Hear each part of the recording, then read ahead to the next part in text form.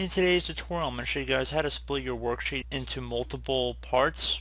So this can be a pretty straightforward tutorial, and without further ado, let's jump right into it.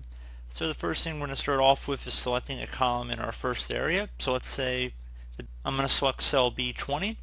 Once you've done that, I'm going to go up and left click on the View tab. And then once we're on the View tab, you want to go ahead and left click on Split.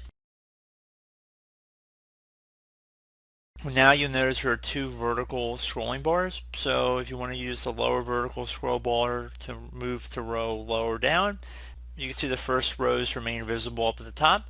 So pretty straightforward tutorial, guys. Do hope I was able to help you out, and I do look forward to catching you all in the next tutorial. Goodbye.